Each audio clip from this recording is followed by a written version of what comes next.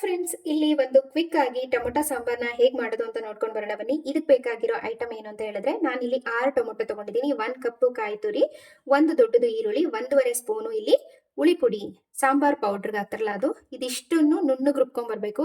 ಈ ಸಾರು ಬ್ಯಾಚುಲರ್ಸ್ಗಾಗಿರ್ಬೋದು, ಸಾಂಬಾರಿಗೆ ಏನು ತರಕಾರಿ ಇಲ್ಲ, ಸಿಂಪಲ್ ಆಗಿ ಏನಾದರೂ ಬೇಗ ಮಾಡ್ಕೋಬೇಕು ಅಂತ ಅಂದ್ರೆ ಈ ಸಾರು ತುಂಬಾ ಕ್ವಿಕ್ ಆಗುತ್ತೆ. ಇದನ್ನ ಹೇಗೆ ಮಾಡೋದು ಅಂತ ನೋಡ್ಕೊಂಡ್ ಬರೋಣ. ಫಸ್ಟ್ ಇದನ್ನ ರುಬ್ಕೊಂಡ್ ಬರೋಣ ಬನ್ನಿ.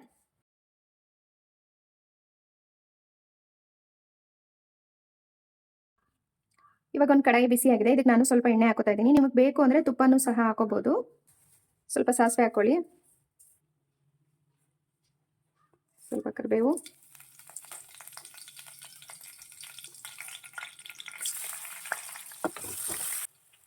ಇವಾಗ ರುಬ್ಬಿರೋ ಮಸಾಲೆನೆಲ್ಲ ಇದಕ್ಕೆ ಹಾಕೋಬೇಕು. ಇದಕ್ಕೆ ಮಸಾಲೆ ಹಾಕಿದ್ಮೇಲೆ ಹಸಿ ವಾಸನೆ ಹೋಗೋವರೆಗೂ ಸ್ವಲ್ಪನೂ ನೀರು ಹಾಕ್ದಲೇನೆ ಒಂದು 5 ರಿಂದ 10 ನಿಮಿಷ ನೀಟಾಗಿ ಫ್ರೈ ಮಾಡ್ಕೋಬೇಕು. ಇದನ್ನ ಇದು ಚೆನ್ನಾಗಿ ಕುದೀತಾ ಇದೆ. ಇವಾಗ ನಾನು ಇದರಲ್ಲಿರೋ ನೀರೆಲ್ಲ ಹಾಕ್ತಾ ಇದ್ದೀನಿ. ಸಾಧಾರಣ ಇದು ಒಂದು 3 ಜನಕ್ಕೆ ಸಾಂಬಾರ್ ಕರೆಕ್ಟಾಗಿ ಆಗುತ್ತೆ. ಇದಕ್ಕೆ ಇವಾಗ ರುಚಿ ಹಾಕೊಳ್ಳೋಣ. ಇದಕ್ಕೆ ಬೇಕಾಗಿರೋಷ್ಟು ಉಪ್ಪನ್ನ ಇವಾಗ ಸೇರಿಸ್ಕೋಬೇಕು.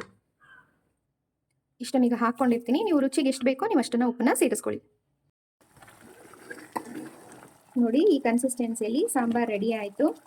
ನಿಮ್ಗೆ ಬೇಕು ಅಂದರೆ ಇನ್ನೊಂದು ಸ್ವಲ್ಪ ನೀರು ಹಾಕೋಬೋದು, ಆದರೆ ನಮಗೆಲ್ಲ ಇದೇ ಕನ್ಸಿಸ್ಟೆನ್ಸಿ ತುಂಬ ಇಷ್ಟ ಆಗುತ್ತೆ. ನೋಡಿದ್ರಲ್ಲ ಫ್ರೆಂಡ್ಸ್, ಕೇವಲ 5 ನಿಮಿಷದಲ್ಲಿ ಟೊಮೊಟೊ ಸಾಂಬಾರನ್ನ ಹೇಗೆ ಮಾಡೋದು ಅಂತ ಹೇಳಿ. ನಿಮಗೆ ವಿಡಿಯೋ ಲೈಕ್ ಆಯಿತು ಅಂದರೆ ನಿಮ್ಮ ಫ್ಯಾಮಿಲಿ ಫ್ರೆಂಡ್ಸ್ಗೆ ಶೇರ್ ಮಾಡಿ. ಹೀಗೆ ನನ್ನ ಚಾನಲ್ಗೆ ಸಪೋರ್ಟ್ ಮಾಡ್ತಾಯಿರಿ.